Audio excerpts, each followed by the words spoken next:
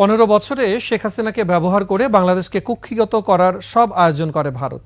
বিশ্লেষকরা বলছেন, সাগর তীরে অর্থনৈতিক অঞ্চলে জমি বরাদ্দ, ট্রানজিট কিংবা মৈত্রী সেতু এসবের আড়ালে বাংলাদেশকে নিয়ন্ত্রণের নীল নকশা বাস্তবায়ন করছে দেশটি। আব্দুর রাজ্জাকের ক্যামেরায় বিস্তারিত জানাচ্ছেন আলী আহমেদ।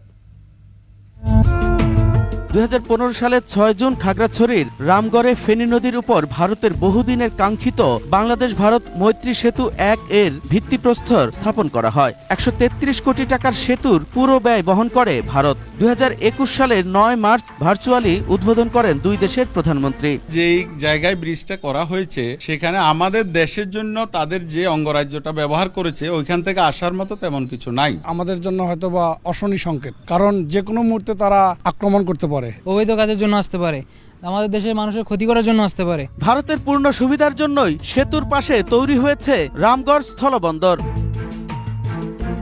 এই সেতুকে পুরোপুরি কাজে লাগাতে 1107 কোটি টাকা ব্যয়ে বারোয়ারহাট হেয়াকো রামগড় 38 কিলোমিটার 4 লেনের অ্যাপ্রোচ রোডের কাজ চলছে জোরে সোরে। মৈত্রী সেতু পর্যন্ত যোগাযোগকে সহজ করার জন্য পাহাড় ভেদ করে তৈরি হচ্ছে এই সড়কগুলো। দুটা ছাদ ঢালা হয়েছে, বাকিগুলা কোনোটা গাটার হচ্ছে, কোনোটা ক্যাপ হতেছে, কোনোটা পাইল হইতেছে। এই সড়ক ঢাকা চট্টগ্রাম মহাসড়কের সঙ্গে যুক্ত হয়েছে। বঙ্গোপসাগরের উপকূলীয় এলাকা সন্দ্বীপ চ্যানেলের পাশে চট্টগ্রামের মিরেরসরাইয়ে গড়ে তোলা হচ্ছে বিশেষ অর্থনৈতিক অঞ্চল।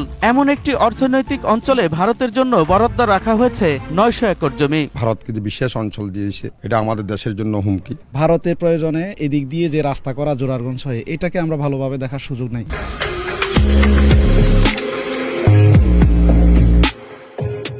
বিশ্লেষকরা মনে করেন, শিলিগুড়ি করিডোরের চিকেন নেকে নিজেদের বিপদ এড়াতে বাংলাদেশকে নিয়ন্ত্রণ করতে চায় ভারত। ফেনী নদীর উপর সেতু কেন্দ্রিক সড়ক আর স্পর্শকাতর জায়গায় জমি বরাদ্দকে বিপজ্জনক মনে করছেন তারা।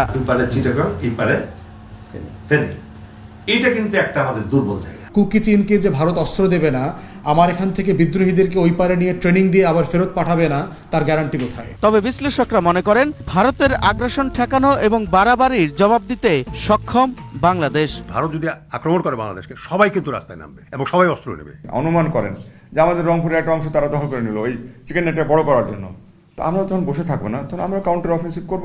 ভারতের বিজয়ের ইতিহাস হচ্ছে বলিউডের মুভিতে। অতএব ভারত যদি মনে করে থাকে সে বাংলাদেশে ঢুকবে আর দেশ দখল করে ফেলবে, বোকার স্বর্গে বাস করতেছে। আমাদের সামরিক বাহিনী বিপুলভাবে এখন শক্তিশালী এবং দেশপ্রেমে এমন ভাবে উদ্বুদ্ধ হয়ে আছে, তারা ফুঁসে আছে, যদি খালি একটা কিছু করে ইন্ডিয়ার 7 সিস্টারকে আমরা স্বাধীন করে দেব। তারা বলছেন, গত 15 বছরে শেখ হাসিনা সরকার আর ভারতের সঙ্গে করা সব চুক্তি